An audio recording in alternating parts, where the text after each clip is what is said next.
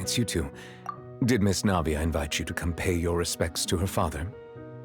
Mm-hmm. We ran into Navia on the streets today, so we just followed her here. I see. Then is there something that I can help you with?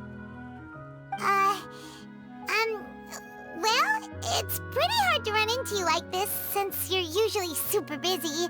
So we figured we could try to ask you a few questions, if that's okay. Please feel free. Though outsiders, you helped us solve one of the greatest mysteries in Fontaine, and it would be my pleasure to return the favor.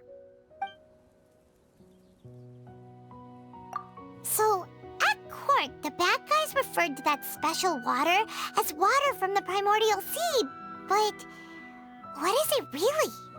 Truthfully, that name is already quite accurate. I can only surmise that Vacher and his ilk only learned of its nature and existence after extensive research.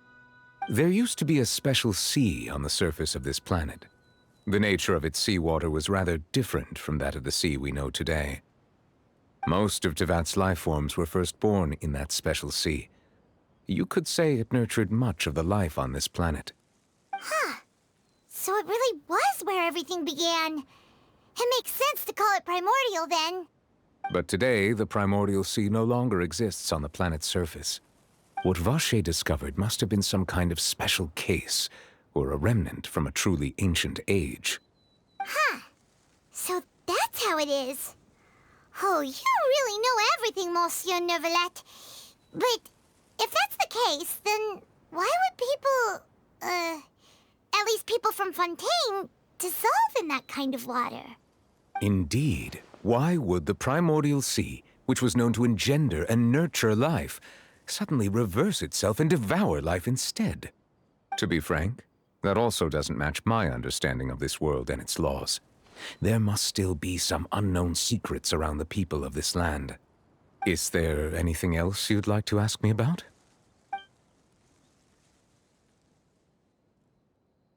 That the sea levels will rise and everyone will be dissolved in water, leaving Farina crying alone on her throne, but the sins of the people will be finally washed away for good. Does that appropriately summarize the version you've heard? That's right! It was Linny that told us back then. And that about covers all the main points. Yes, up to the present, I think we reached a point where we have no choice but to confront this prophecy directly. Rumors have it that this prophecy is rooted in the last words the former Hydro Archon left to the world before she passed away. A prophecy? Of the former Hydro Archon? Wow. This is the first time that we've ever heard of it. Two parts of the prophecy have already proven correct. The rising sea levels and the ability of the people of Fontaine to be dissolved. We should be more vigilant and stay on the watch for further signs. Speaking of the prophecy, Farina has also always taken it quite seriously.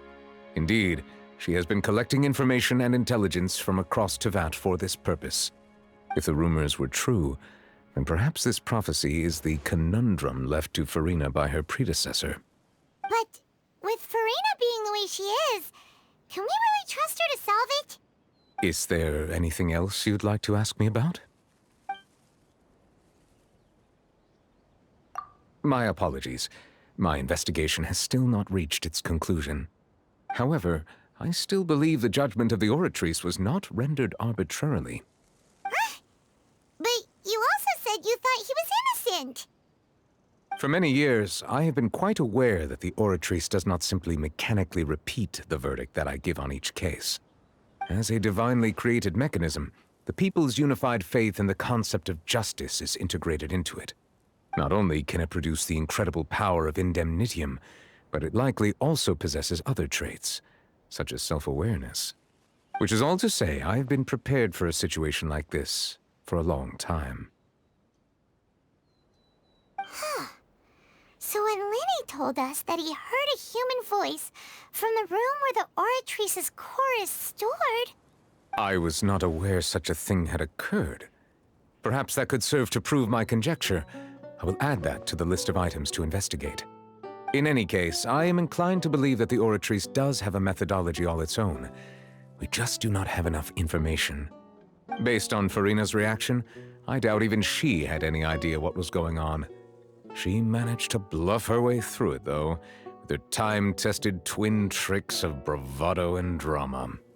While we do intend to get to the bottom of this, for now, we regret to say that the Fatui Harbinger will just have to bide his time in the fortress of Meripede. If we did incorrectly convict him of crimes he did not commit, we will most certainly compensate him to the fullest extent allowed by the law.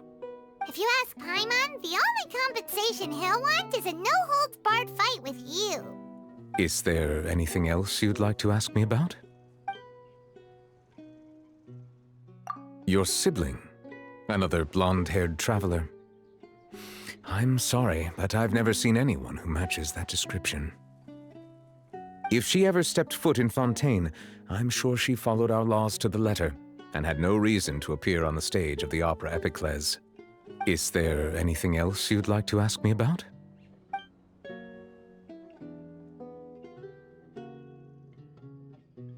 Very well. It was my honor to provide you with what answers I could. I very much enjoyed conversing with you. It will soon be time for me to leave this blissful tranquility behind and return to Palais Memoria.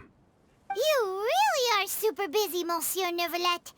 Paimon thought you only came here to pay your respects today because you had the day off. Crime and villainy do not have the day off, and so justice must work around the clock as well. This is merely the nature of a justice's work. All right, you've got a point. Huh? Paimon just noticed that the rain has stopped.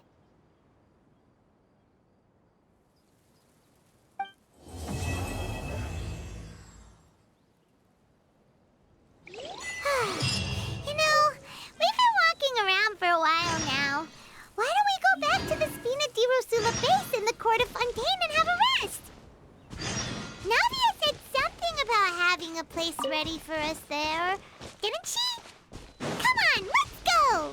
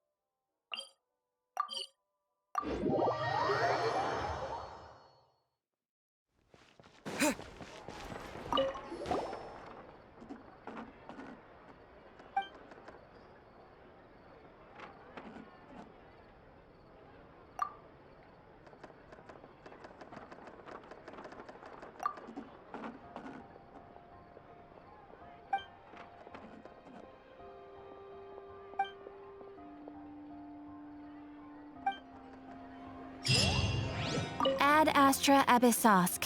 Welcome to the Adventurers Guild.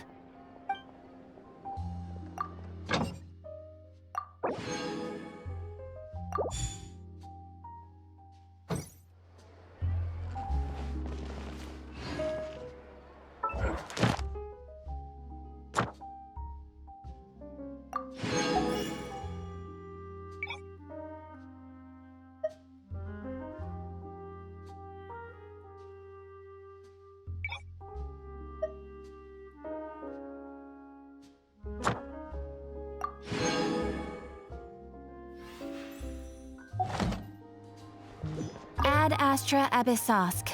Welcome to the Adventurers Guild. Thank you for completing today's commissions. Here is your reward.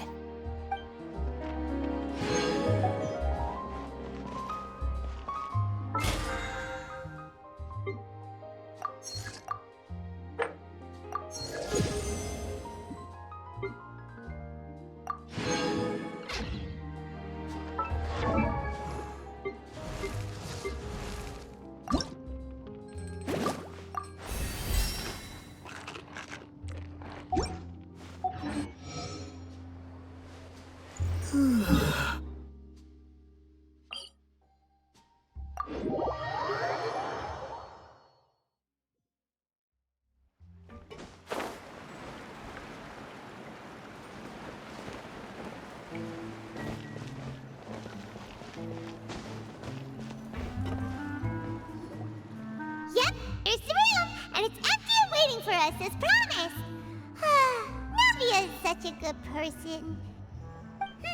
Now that the serial disappearances case has been solved, no one's going to come after us for anything. Even without Silver standing guard, we can just completely relax. Why don't we stay and rest up here for a while? Even machines in Fontaine need to stop and recharge now and then. Oh, come on! This place isn't that bad. Besides, how often do we get to stay in an actual base? Oh, fine. Remember that detective story Paimon read before? Well, the author is about to release a new book, so Paimon wanted to buy it as soon as it came out and have a quiet place to read it. Yippee! Then it's agreed. Come on, let's get some sleep. We'll need to be up first thing in the morning to get in line and buy a copy.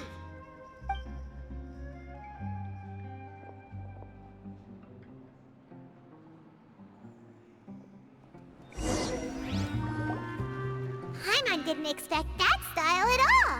Even though it's a detective novel, it's also like a social documentary.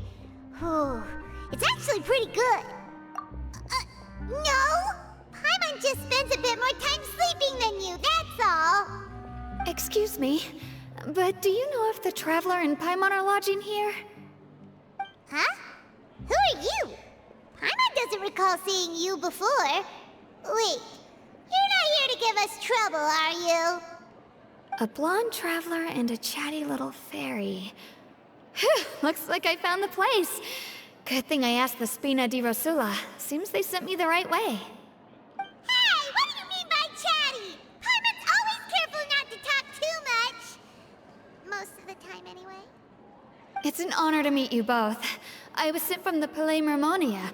Monsieur Nourilette wishes to see you. It seems he has something important to discuss in person. Nourilette? He wants to see us again already? Huh.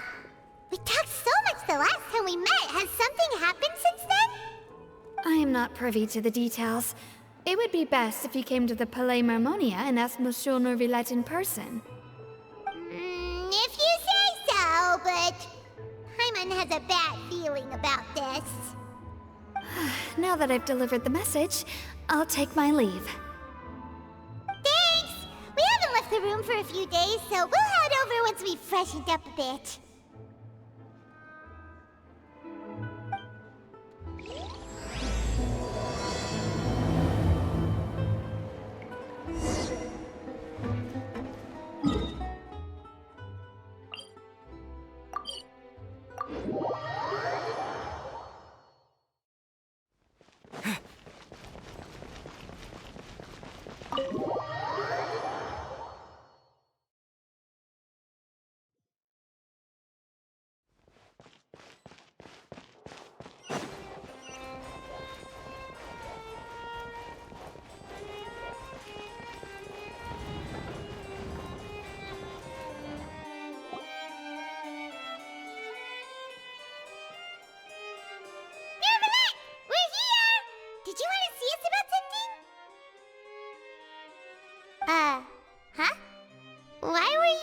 standing there?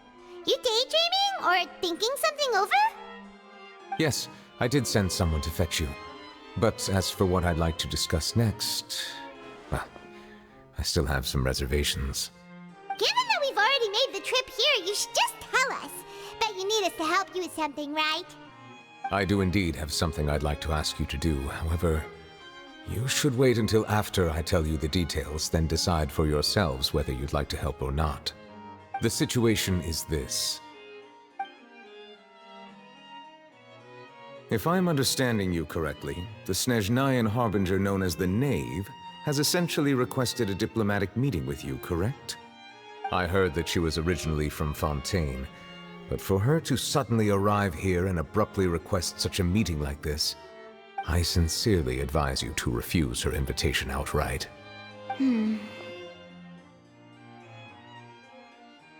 I'm sure you're aware that her purpose is most likely related to Child's recent predicament. We convicted one of the Snezhnayan Harbingers in a court of law, but we have yet to provide any form of detailed report on the matter. This does indeed provide an opportunity for Snezhnaya to put pressure on us. I believe we should adopt an evasive stance until we can provide a proper explanation and have a preliminary plan on how to deal with the matter. No, we shouldn't. I think we should agree to the meeting. Oh? Well, you see, we are the ones that owe an explanation. If we keep putting off the meeting, it could easily result in the problem escalating, right?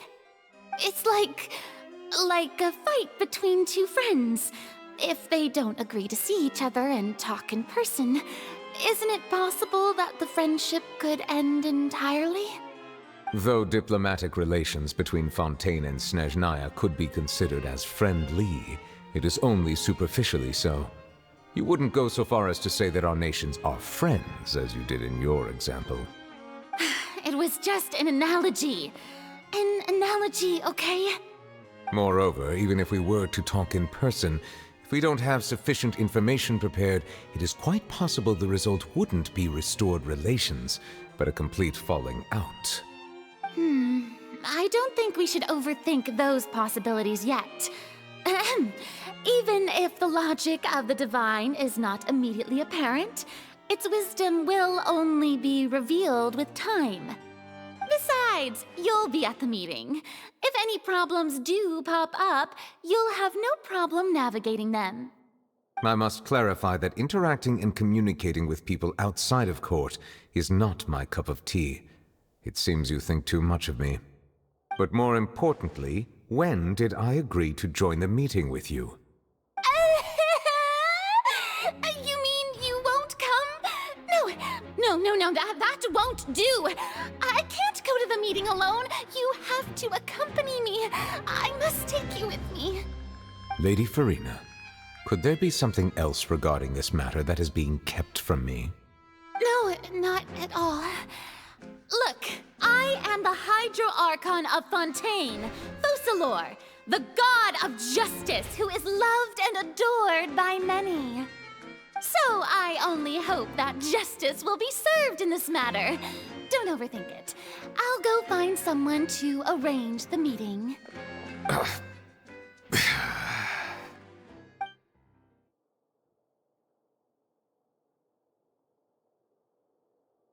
Though it could officially be considered a diplomatic conference, I prefer to see our meeting today as an ordinary tea party.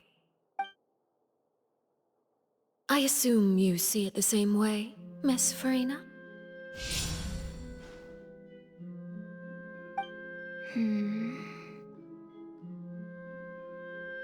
Lady Farina? Yes, that's right. Just like you said, a tea party. I should thank you for providing the pastries. They look delectable.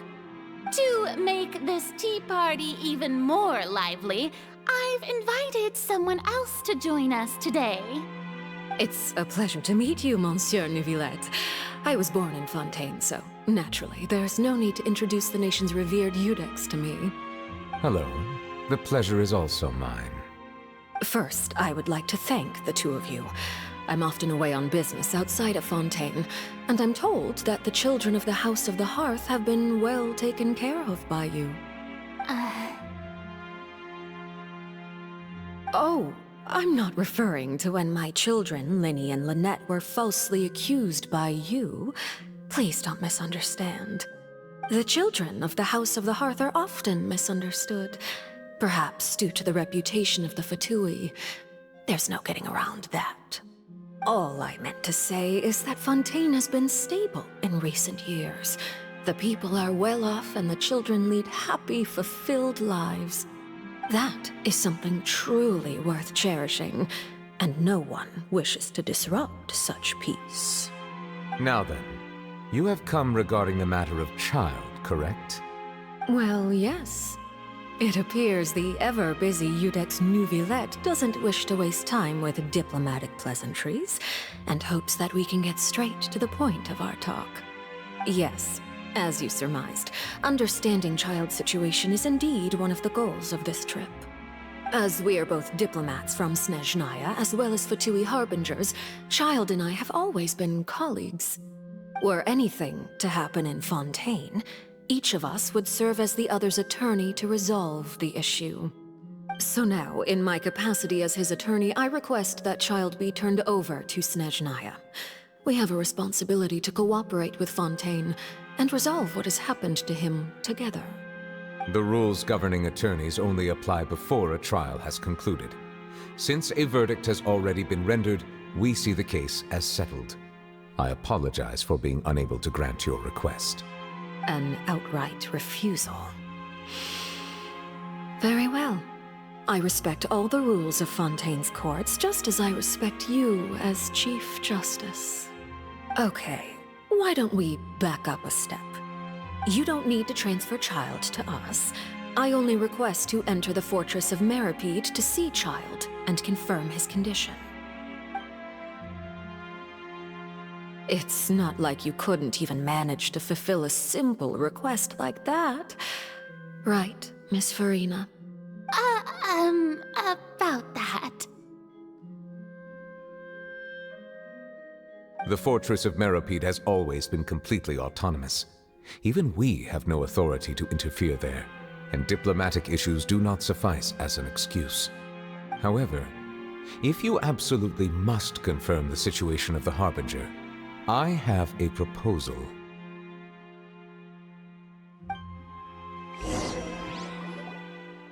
The knave showed up already? Well, Linny did say that Father will be returning soon.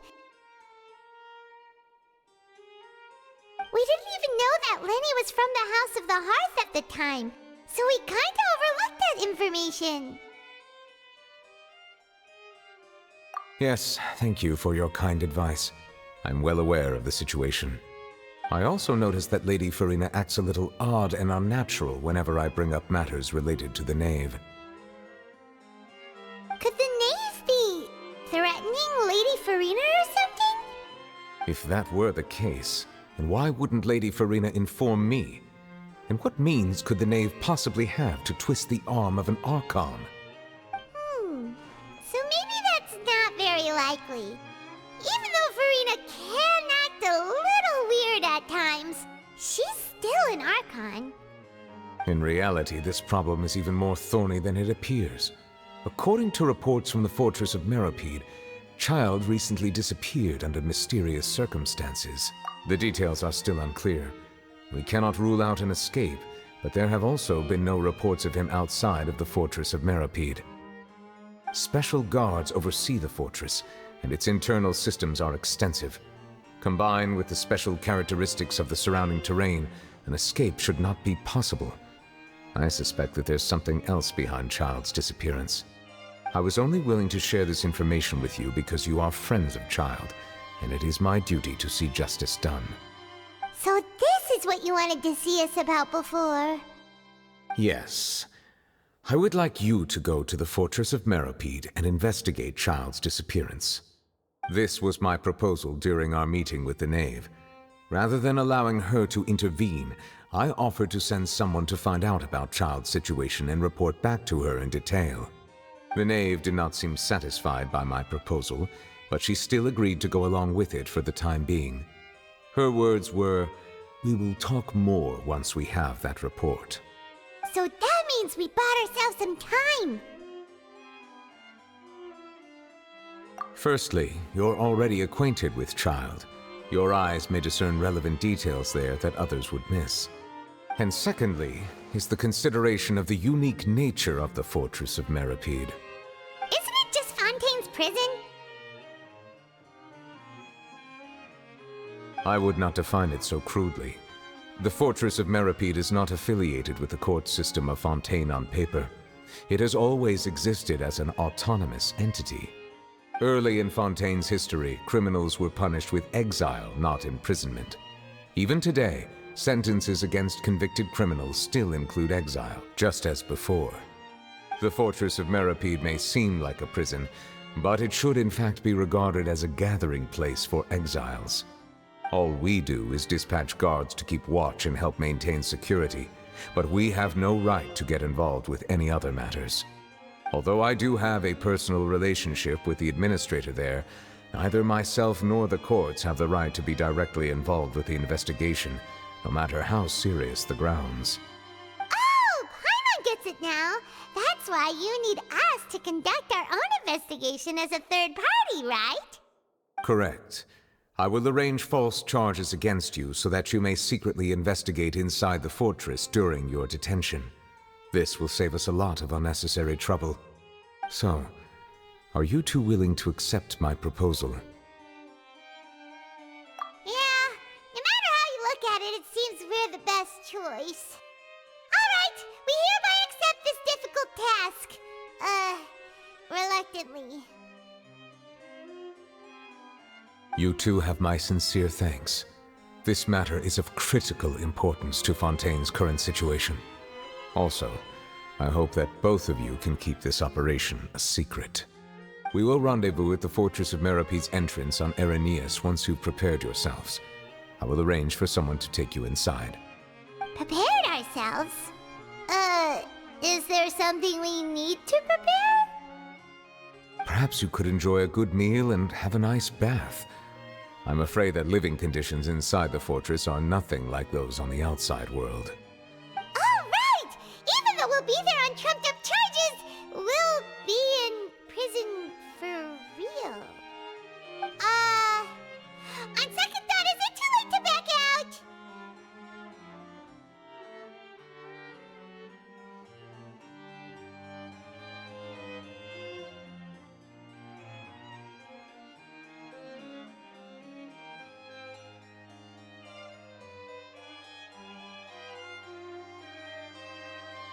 Please do not worry. Since you are sacrificing both your time and quality of life for the sake of delivering this report, you will be compensated according to the highest standards permitted to legal staff, regardless of the outcome. Now that's more like it! Come on, Traveler, let's go eat the best meal we can find! We'll eat so much that we won't need to eat another meal for a whole month! Your treat! Are you leaving now? In that case, please take this cake as a token of my personal gratitude.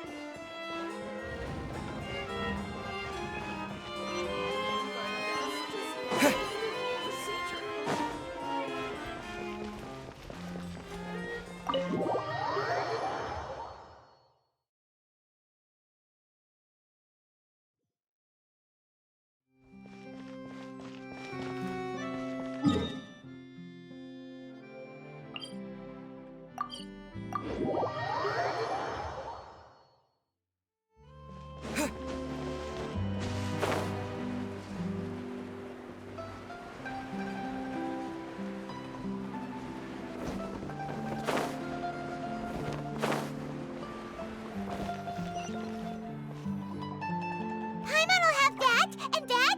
Oh, and one of those too? A no Fonta, thank you. That cake was pretty good. But as soon as Paimon remembered that we're about to go to prison, Paimon's stomach suddenly became completely empty. Now that Paimon thinks about it, we've always been super careful ever since we arrived in Fontaine. Just to avoid breaking any strange laws here. But here we are, about to willingly send ourselves off to the Fortress of Meropide. Maybe this is what they call fate. Let's just try our best to investigate everything quickly once we get there. Paimon doesn't want to stay in prison too long.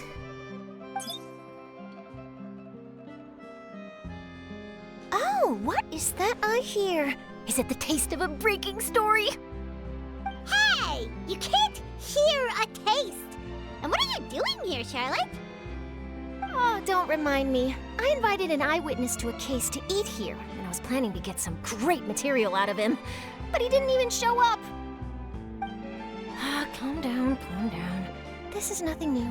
As a journalist, you should be used to this by now. And as long as you can score some juicy tidbits from the Traveler, you might still be able to recover the cost of the meal. You know we can still hear you, Charlotte. Never mind. It's nothing. I just heard you mention the Fortress of Meropide. You didn't commit a crime, did you? Please tell me all about it. No way! We would never! We're just going there to...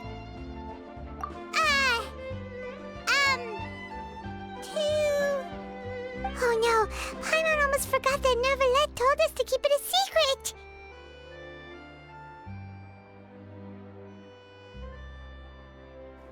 Huh? You're being arrested for that? Oh. But now that I think about it, I suppose that's not completely unreasonable. That's pretty despicable. Almost as offensive as committing theft. You mean Paimon really did something that serious? Sorry, Paimon really messed up. Well, in that case, it's nothing particularly newsworthy after all. Oh, how disappointing. Oh, right. There's still a chance. Since you're going to be at the Fortress of Meropide, would you be willing to help me gather some material for a story? About that, Paimon doesn't think we'll have any time. Oh, it's nothing difficult. All you have to do is think of a way to get some time face-to-face with the warden of the fortress. He was awarded the honorary title of Duke in Fontaine.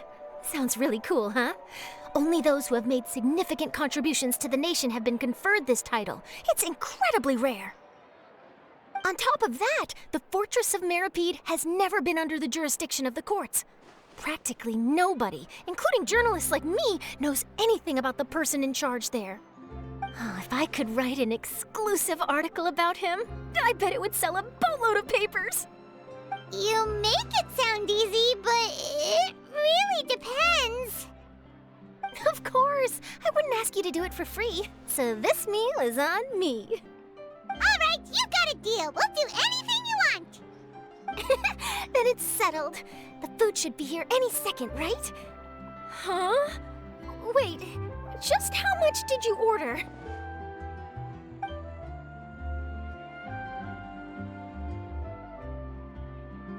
Oh, Paimon's so full. Well, guess we have nothing to regret now, so let's get going. Wait. Paimon just said something really ominous, didn't she? Just keeps getting more bitter.